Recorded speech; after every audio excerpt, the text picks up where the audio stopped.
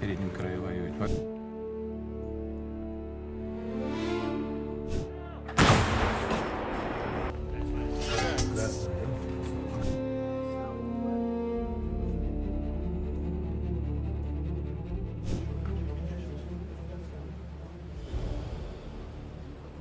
One of Russia's most outspoken wartime figures has issued a fresh call for tougher military action in the Ukraine conflict.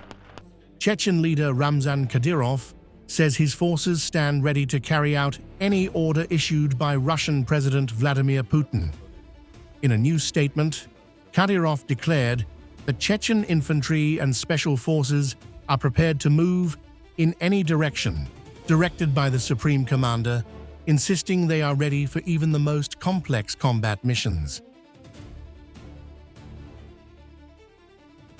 We are infantry, and we are ready to move in any direction indicated by the Supreme Commander. And the Special Forces units are eager to carry out orders of increased complexity. The land has always burned beneath the feet of Russia's enemies, and it will continue to melt them. Vladimir Vladimirovich, you just set the task and we will take care of the rest.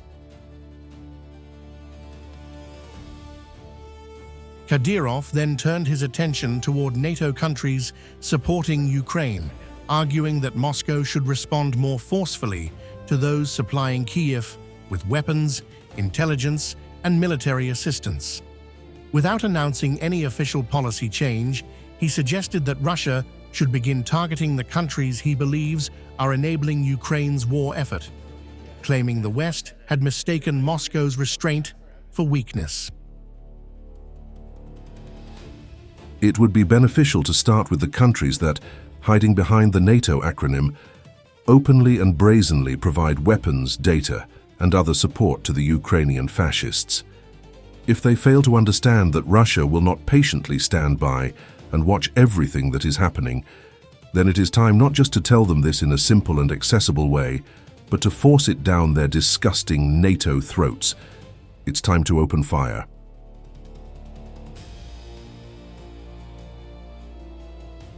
Echoing Russia's broader wartime narrative, Akhmat Special Forces commander Apti Alaudinov accused Ukraine of abandoning conventional military objectives in favor of attacks designed to spread fear inside Russia. Speaking in an interview with RIA Novosti, Alaudinov claimed Kyiv could no longer achieve battlefield successes and had instead adopted what he described as terrorist tactics against civilians. The enemy has chosen a purely terrorist tactic.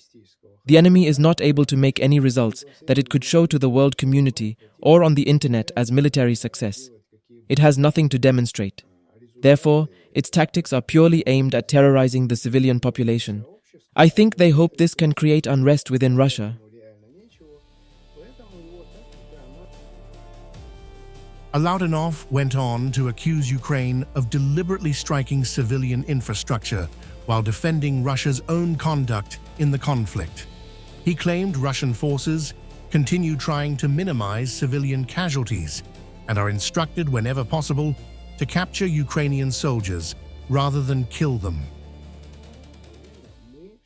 The main pressure is exerted on the civilian population.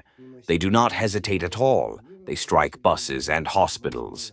At the same time, we still do our best not to strike the civilian population. Even on the front line, we set the task, wherever possible, to capture rather than kill Ukrainian fighters. Our approaches and our strategy for conducting military operations are different.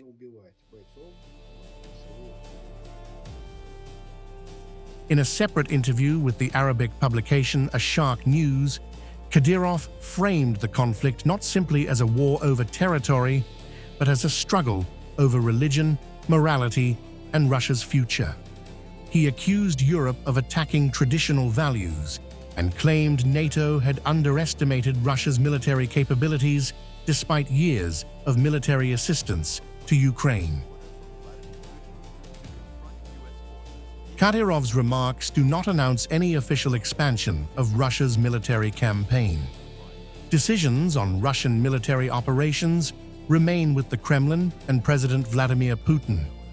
However, taken together with Alaudinov's comments, the statements underscore an increasingly assertive public message from prominent Russian figures.